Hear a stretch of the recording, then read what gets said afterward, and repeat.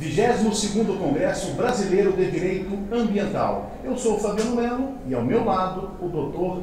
Carlos Peralta, que é professor de Direito da Universidade de Costa Rica, é doutor em Direito pela UERJ e pós-doutor em Direito pela Universidade Federal de Santa Catarina e esteve participando do 12º Congresso de Direito Ambiental dos países de língua portuguesa e espanhola. O seu painel versou aí sobre sustentabilidade no Antropoceno, perspectivas para construir um Estado de Direito Ambiental na Costa Rica. Dr. Carlos, obrigado por aceitar o nosso convite aqui do canal do Planeta Verde. Eu gostaria, no primeiro momento, de perguntar o seu painel, a sua palestra, a sua perspectiva para a nossa audiência. Bom, boa tarde. Em primeiro lugar, eu que agradeço a gentileza, é um enorme prazer estar aqui. Eu sempre falo que estar aqui no Brasil e principalmente nos eventos do planeta é uma grande alegria, uma satisfação, uma honra, porque é uma possibilidade de você discutir experiências, o que você está fazendo nos seus projetos de pesquisa, visando sempre estabelecer um diálogo sustentável entre amigos preocupados realmente com as perspectivas para construir uma nova racionalidade ambiental. Então, no meu painel, eu fiquei muito feliz quando eu soube da temática, porque realmente o Antropoceno, que é essa nova era geológica que o Paul Crutzen denominou, para falar do impacto dos seres humanos no planeta, é uma questão que tem que ser debatida, né, na área do direito, principalmente para a gente entender como é que nós, no direito ambiental, vamos lidar com esse paradoxo da crise ambiental, né? Porque, por um lado, a gente tem um altíssimo progresso científico e tecnológico nesse Antropoceno, mas, por outro lado, o nosso modelo de desenvolvimento ele compromete seriamente as nossas aspirações de prosperidade. Então, como lidar com essa crise ambiental, com essa infraestrutura mental que exige um certo nível de consumo para você ter crescimento e desenvolvimento? Eu fiquei muito feliz. E a minha proposta para o título da minha apresentação foi exatamente trabalhar a questão da sustentabilidade no Antropoceno, concretamente analisar quais seriam as perspectivas para a gente construir um Estado socioambiental de direito na Costa Rica ou Estado ecológico, né? Quais seriam esses desafios para a gente pensar nesse novo modelo de Estado? Então, acho que um ponto que é fundamental e que eu apresentei na minha palestra foi o fato de que você necessariamente tem que trabalhar com indicadores de sustentabilidade. Para você construir um Estado socioambiental de direito, você tem que ter primeiro um marco, né, um estado da questão, digamos assim, de quais são os problemas ambientais concretos que você vai ter que trabalhar, né, para construir esse Estado de Direito Ambiental. Então, digamos assim, a Costa Rica sempre foi considerada um país modelo em termos de sustentabilidade, direito ambiental, principalmente na década dos 80 e 90, né? 94, a gente teve uma emenda constitucional que introduziu o direito fundamental ao meio ambiente, né? E a partir desse ano a gente teve toda uma produção normativa importante, relevante para a proteção do meio ambiente, particularmente em temas de biodiversidade, proteção florestal, etc. Mas o que acontece? Acontece que a partir do século XXI, essa situação começou a mudar. A Costa Rica começou a sofrer problemas graves, sérios, com relação ao seu modelo e com relação à efetividade real do direito ambiental. E foi essa abordagem que eu fiz a partir da ideia de pegada ecológica que existe na Costa Rica, para chegar à conclusão de que atualmente a Costa Rica tem uma pegada ecológica que evidencia que o país está comprometendo seriamente a dinâmica da sua biodiversidade, do seu meio ambiente, né? Costa Rica atualmente tem um modelo de desenvolvimento que, se fosse implementado por todos os países, praticamente exigiria que a gente tenha 1,6 planetas para poder manter esse estilo. Num segundo momento, então, feito esse panorama prévio, eu fiz uma análise sobre a importância de uma hermenêutica ou sobre a importância de uma constituição de uma hermenêutica constitucional ambiental.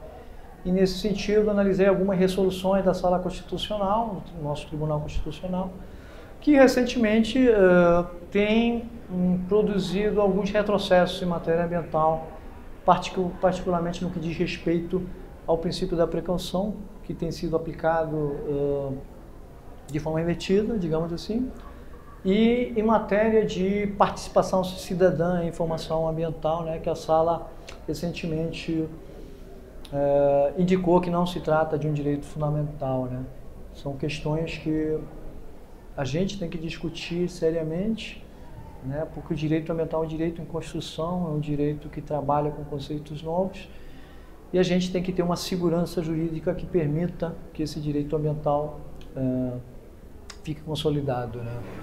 Fica claro na sua fala que os desafios do direito ambiental, nós temos aqui no Brasil isso fortemente, tanto que o título do Congresso brasileiro esse ano, ele fala sobre direito e sustentabilidade na era do antropoceno, retrocesso ambiental, balanço e perspectivas. Me parece que é uma situação muito similar também ao que está acontecendo na Costa Rica, sim, não? Sim, sem dúvida. É uma situação parecida, simplesmente dimensões talvez um pouco diferentes, mas realmente, no comparativo, a América Latina como um todo vive momentos tensos no que diz respeito a retrocessos ambientais. Por um lado, você tem, em alguns países, a introdução do chamado direitos da natureza, do Pachamama, né? Por outro lado, em outros países você tem um antropocentrismo alargado, como o próprio professor José Rubens Morato fala, mas a gente tem dificuldades para efetivar na normativa ambiental, que muitas vezes é muito rica, né? Ampla inclusive, mas que a gente tem dificuldade de levar essa normativa para a prática, por questões de incoerência com políticas públicas, questões de políticas implementadas como se fosse uma espécie de parte verde, um band-aid verde, uma espécie dessa natureza, e a gente acaba tendo então uma situação realmente difícil de lidar. Quando falamos em Costa Rica, de imediato também vem sempre a Corte Interamericana. Sim. Existe algum diálogo entre o Tribunal Constitucional de vocês e a Corte Interamericana no que se refere a direitos humanos, mas a questão ambiental envolvida? Existe no sentido de que o nosso Tribunal Constitucional necessariamente tem que fazer uma análise de convencionalidade, né? Sim. Claro, na hora de trabalhar com direitos fundamentais, então, em tese, deveria, né, juridicamente existir essa comunicação, digamos que não é direta, mas é claro que é uma fonte importante, ou deveria ser, em tese de princípio. Até porque, né, quando falamos de Convenção Americana, né, o Pacto de São José da Costa Rica, né, esse documento tão significativo do nosso sistema. Exatamente. Professor, e mudando um pouco a perspectiva, o senhor é docente na Universidade de Costa Rica, eu queria perguntar como é que é o ensino do direito ambiental, tanto na graduação quanto na pós-graduação, na Universidade de Costa Rica, e na Costa Rica como um todo? Então, é o seguinte, assim como no Brasil, por exemplo, quando eu fiz faculdade em Direito na Costa Rica, a gente não tinha a disciplina de Direito Ambiental. Essa situação, com o tempo, paulatinamente foi mudando, né? O país tem, inclusive, como lema, né, ou como slogan, né, a ideia de que o país tem que ser sustentável, né? Então, as faculdades de Direito, né, com o tempo, elas têm introduzido a disciplina de Direito Ambiental, por exemplo, na UCR. A gente oferece, eu sou o coordenador, inclusive, do curso de Direito Ambiental da UCR, a gente oferece essa disciplina no 5º período da faculdade, tá? A gente, na pós-graduação, também tem um mestrado, lato sensu, em Direito Ambiental, e atualmente eu, a partir da minha experiência no GPDA, importei, digamos assim, a figura do GPDA para Costa Rica, né, e conformamos um grupo de pesquisa chamado GPDS, que é o Grupo de Pesquisa Direito e Sustentabilidade, da Faculdade de Direito, que na mesma linha do GPDA ele procura ter uma perspectiva transdisciplinar. Quer dizer, você não pode lidar com a complexidade ambiental, né, sem você ter um diálogo com as outras ciências naturais, com a economia, com a sociologia, né? Então, o GPDS introduziu na faculdade essa ideia, essa filosofia, né? Que, como eu falei, eu levei para Costa Rica a partir da experiência do GPDA. E a minha fala hoje, inclusive, é o resultado de um projeto que a gente está desenvolvendo lá na Costa Rica, junto com pesquisadores brasileiros. Entre eles a professora Analice, da Universidade Federal de Fluminense, o próprio professor Morato, o professor Luciano Alvarenga, a professora Germana Parente. Então é uma troca, e esse grupo pretende fazer uma troca de saberes, tentando conciliar, inclusive, e produzir conhecimento ambiental a partir da realidade da América Latina. Logicamente, temos um diálogo também com as outras latitudes, que são importantes. Em matéria de resíduos, a gente tem muito que aprender na Europa, certamente. Mas o diálogo, como o próprio Henrique Leff indica, né? O diálogo latino-americano é muito importante para essa produção de conhecimento, né? Para você, fundamentado numa ética da outridade, você conseguir produzir conhecimento que seja capaz de buscar e estruturar um Estado de Direito Ambiental latino-americano. Um Estado de Direito Ambiental latino-americano que respeite, inclusive, as cosmovisões, os pensamentos, né, de, por exemplo, populações tradicionais, enfim. Quais seriam os pressupostos desse Estado de Direito Ambiental? Porque o senhor colocou aqui a questão do antropocentrismo alargado, tem o bem viver, né, a Pachamama, são as tradições aqui do Sul. Quais são os pressupostos desse Estado de Direito Ambiental ou Estado ecológico? Então, eu acho que a gente poderia ter diversas perspectivas. Eu acho que uma questão importante é a gente pegar os objetivos do desenvolvimento sustentável, né, que estão fundamentados basicamente em 5 eixos, né? Esses 5 eixos são planeta, pessoas, prosperidade, paz e aliança, tá? A partir desses 17 objetivos e das 169 metas que foram estabelecidas para a agenda de 2030, acho que a gente poderia pensar num Estado de Direito ambiental ou ecológico a partir de 4 pilares. O primeiro deles seria a temática da governança, né? A gente tem que ter uma governança ambiental equitativa, né? No sentido de que você tem que lidar com um novo conceito de justiça ambiental que seja capaz de conciliar os conflitos ecológicos. Isso necessariamente nos leva a pensar numa governança hídrica, energética e alimentar. Um segundo ponto que eu acho importante é a ideia de você respeitar a integridade dos ecossistemas, né? Quer dizer, você respeitar e lidar com instrumentos que sejam capazes de dar valor ao que se chama tradicionalmente capital natural. Um terceiro aspecto que eu também acho fundamental é você trabalhar com a ideia de pegada ecológica.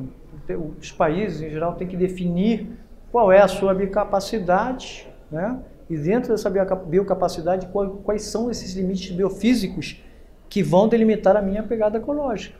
Então, de maneira que você tenha uma relação equilibrada, né? Então, essa pegada ecológica exige uma sociedade de baixa entropia. E um quarto ponto, que tem uma relação muito direta com aquela conciliação que você tem que ter entre os direitos à solidariedade, que seria o direito ao meio ambiente ecologicamente equilibrado, e a relação desse direito ao meio ambiente com os direitos à liberdade e os direitos sociais. Quer dizer, você tem que trabalhar também na construção de uma sociedade mais equitativa, né? Uma sociedade que procure, de alguma maneira, superar as desigualdades sociais que particularmente são muito fortes na América Latina. Então, a partir desses grandes eixos, esses 4 pilares, acho que a gente poderia pensar numa estruturação jurídica que ela consiga conciliar mecanismos de comando e controle. Em determinados momentos você vai precisar proibir, multar, penalizar, mas necessariamente, acho muito importante, de maneira paulatina, a gente tem que introduzir nas nossas políticas públicas, na nossa normativa, instrumentos econômicos de gestão ambiental. Por exemplo, reforma fiscal verde, né? Mas uma reforma fiscal verde coerente, integrada e de acordo com a realidade da América Latina. E outro exemplo seria, por exemplo, o caso do pagamento de serviços ambientais, que inclusive no Brasil agora tem toda uma produção dogmática muito relevante, né? Uma construção epistemológica, inclusive, sobre esse tipo de instrumento e sobre tributação ambiental. Eu fiz, inclusive, a minha tese de doutorado sobre reforma fiscal verde, um estudo comparativo entre o Brasil e a Costa Rica, fazendo uma proposta particular para cada um desses países. Ok, então, Carlos, muito obrigado pela sua participação e agradeço a você convidando para as demais palestras. Gravamos aqui na 22ª edição do Congresso Brasileiro de Direito Ambiental. Muito obrigado.